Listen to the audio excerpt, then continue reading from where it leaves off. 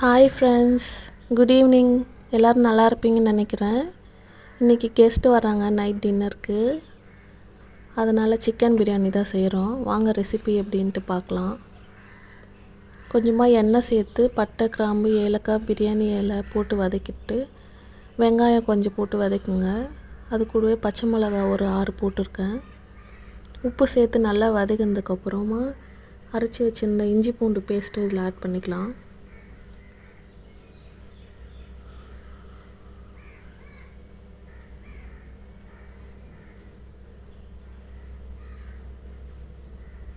இஞ்சி பூண்டு பேஸ்ட்டு நல்லா சேர்த்து இதில் வதக்குங்க. பச்சை வாசனை போகிற அளவுக்கு வச்சு வதக்குங்க.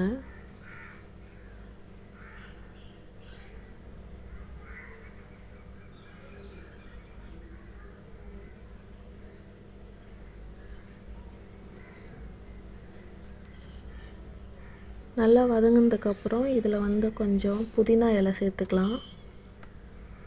ஒரு கைப்பிடி அளவு சேர்த்துக்குங்க, அப்போ தான் வாசனையாக இருக்கும். இதுவுமே நல்லா வதங்கிட்டோம் எண்ணெயிலேயே. அதுக்கப்புறம் ஒரு ஸ்பூன் சில்லி பவுடர் போட்டுக்கலாம். இது இப்போ இந்த ஸ்டேஜில் போட்டிங்கன்னா பிரியாணி நல்லா கலராக வரும். அதுக்காக தான் இந்த ஸ்டேஜ்லேயே போடுறோம். இதுவுமே பச்சை வாசனை போகிற அளவுக்கு நல்லா வதக்கி விட்டுட்டு அது கூடவே தக்காளி ஆட் பண்ணிக்கலாம்.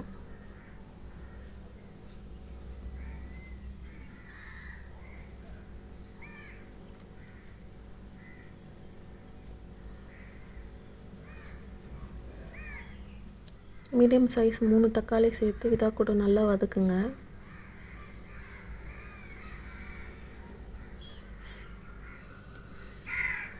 இது சைட் பை சைடு என்னென்னு பார்த்தீங்கன்னா சிக்கன் மசாலா போட்டு வச்சுருக்கேன். பக்கோடாக்காக அரிசி ஊற வச்சுருந்தேன் சிக்கன். இது அப்படியே எக்கும் பாயில் ஆகிட்டு இருந்தது.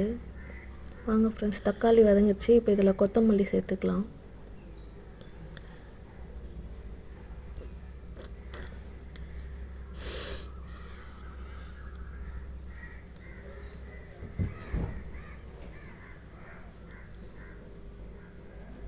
இதுவுமே 5 மினிட்ஸ் நல்லா கிளறி விடுங்க.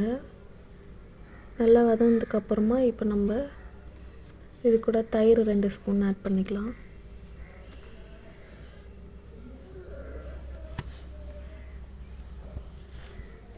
இதையும் நல்லா இதை கூட மிக்ஸ் பண்ணி 5 மினிட்ஸ் நல்லா வதக்கி விட்டு மூடி போட்டு மூடி வச்சிடலாம்.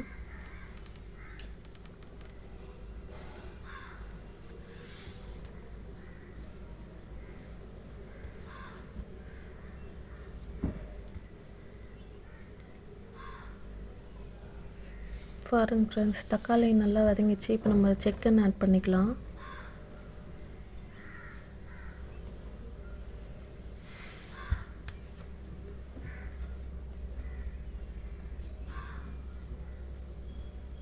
சிக்கன் போட்டு நல்லா இது கூடவே மசாலா கூட நல்லா பிளெண்ட் ஆகிற அளவுக்கு நல்லா மிக்ஸ் பண்ணி விட்டுட்டு மூடி போட்டு ஒரு 5 மினிட்ஸ் வச்சுருங்க. அப்போ தான் அதுக்குள்ளே மசாலா இறங்கும்.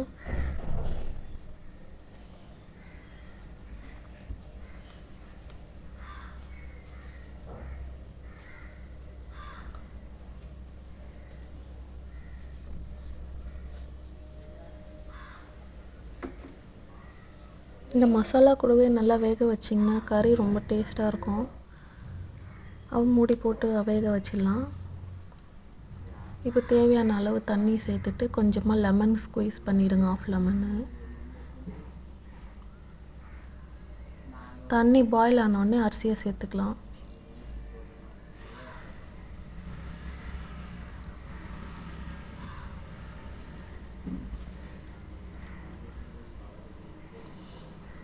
அரிசியில் நல்லா தண்ணி வடிச்சிட்டு சேர்த்துருங்க.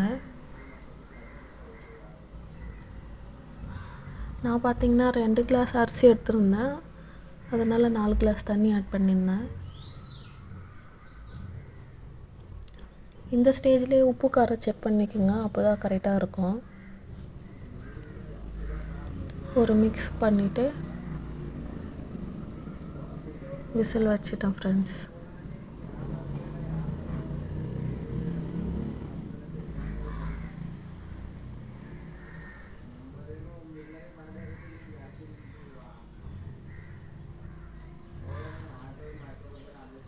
விசில் போட்டு மூடியாச்சு.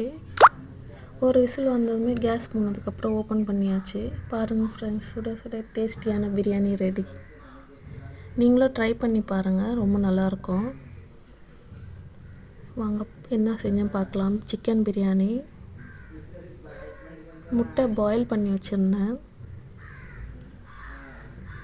தயிர் பச்சடி. தயிர் வந்ததுக்கப்புறம் அவங்க சேர்க்கலான்ட்டு பக்கோடாவும் அதுவும் அப்புறம் செய்யலான்ட்டு இருக்கோம். Thank you friends.